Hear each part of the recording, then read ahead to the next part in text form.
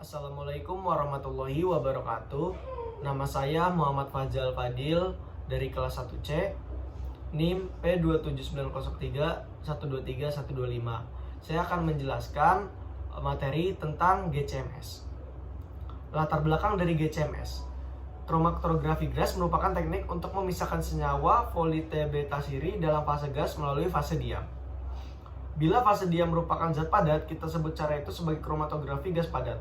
Bila fase diam berupa zat cair, kita sebut cara itu sebagai kromatografi gas cair.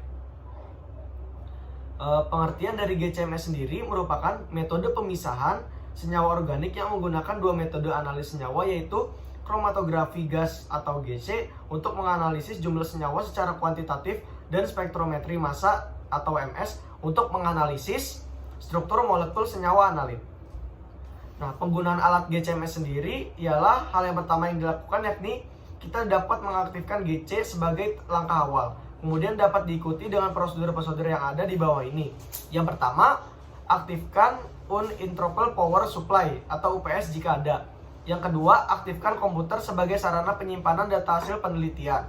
Yang ketiga, buka tutup katup gas atau alirkan gas ke GC, gas helium sebagai pembawa, gas nitrogen sebagai pembawa, gas hidrogen atau H2 sebagai gas pembakar, dan gas kompres air sebagai pembakar. Yang keempat ialah aktifkan gas kromatografi dengan tombol on off berada di sisi kiri bawah. Tunggu hingga GC selesai intilasi dan self test, kira-kira memakan waktu selama 2 menit. Selanjutnya yang kelima ialah aktifkan software CMS Station dengan double program klik kiri ikon instrumen 1 online atau klik start instrumen 1 online CMS Station. Yang keenam, pastikan menu berada pada load method atau metode load and run, pilih metode yang diinginkan. Yang terakhir yaitu yang ke-8, conditioning GC selama kurang lebih 30 menit. Pilih metode yang akan digunakan untuk analisa, metode and run control. Selanjutnya saya akan menjelaskan bagian alat dan fungsinya. Yang pertama ialah gas pembawa, berbentuk tabung gas dengan tekanan besar. Contoh gas pembawa diantaranya hidrogen, nitrogen, argon, dan helium. Yang kedua, flow controller merupakan sebuah komponen yang digunakan untuk mengatur jumlah ketularan gas karir. Yang ketiga yaitu gas karir atau fase gerak akan menuju pada kolom instrumen GC, tidak terdapat pompa seperti pada HPLC. Yang keempat ialah kolom oven, merupakan fase diam gas kromatografi. Pada bagian ini suhu dapat dikendalikan, maksudnya bisa dinaikkan atau diturunkan sesuai dengan kebutuhan. Yang kelima yaitu ketika proses senyawa volatile pada sampel menguap, maka detektor akan menangkapnya sebagai sinyal-sinyal data. Kromatografi merupakan hasil akhir yang keluar di layar komputer yang menampilkan data hasil analisa sampel. Berikut adalah gambar-gambar alat dari GCMS sendiri.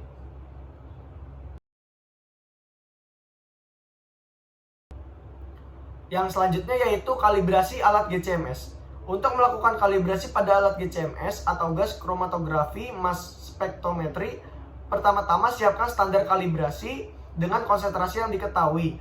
Injeksikan standar ini ke dalam alat dan rekam responnya. Selanjutnya, tentukan faktor koreksi dengan membandingkan respon dari sampel kalibrasi dengan konsentrasi yang diketahui. Sesuaikan parameter alat seperti waktu retensi dan respon spektrometer massa agar sesuai dengan standar. Ulangi langkah-langkah ini hingga mendapatkan hasil kalibrasi yang konsisten. Pastikan untuk melakukan kalibrasi secara teratur untuk memastikan akurasi analisis yang optimal. Yang pertama dari kalibrasi alat GCMS ialah sediakan UPS untuk mengantisipasi listrik pada saat mesin sedang running. Pastikan selalu mengingat untuk membuka dan menutup tuas gas karir sebelum dan setelah penggunaan. Lakukan kalibrasi secara berkala, terlebih ketika alat gas kromatografi menemui pH yang tidak sesuai. Setelah selesai penggunaan, pastikan memastikan instrumen sesuai dengan prosedur, seperti menurunkan terlebih dahulu suhu inlet dan juga kolom. Yang terakhir ialah jika dirasa terdapat kejanggalan teknis selama mesin running, pastikan untuk menghubungi tim teknisi. Selanjutnya saya akan menjelaskan troubleshooting dari GCMS.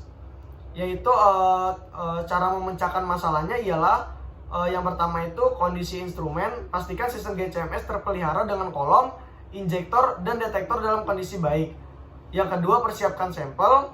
Yang ketiga, masalah injektor. Periksa injektor dari kebocoran dan juga kontaminasi. Yang keempat, kondisi kolom. Pastikan kolom GC terpasang dengan benar dan tepat dalam kondisi baik. Sesuaikan program suhu jika diperlukan. Yang kelima yaitu pengaturan detektor.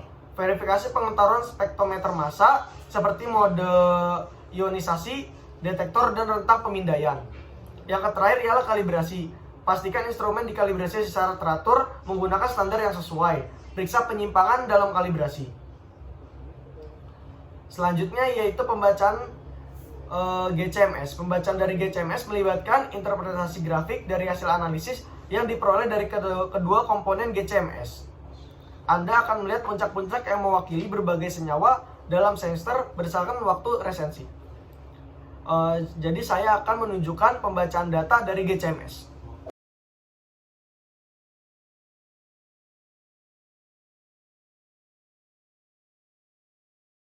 Baik, itulah penjelasan GCMS dari saya. Kurang lebihnya mohon maaf. Assalamualaikum warahmatullahi wabarakatuh.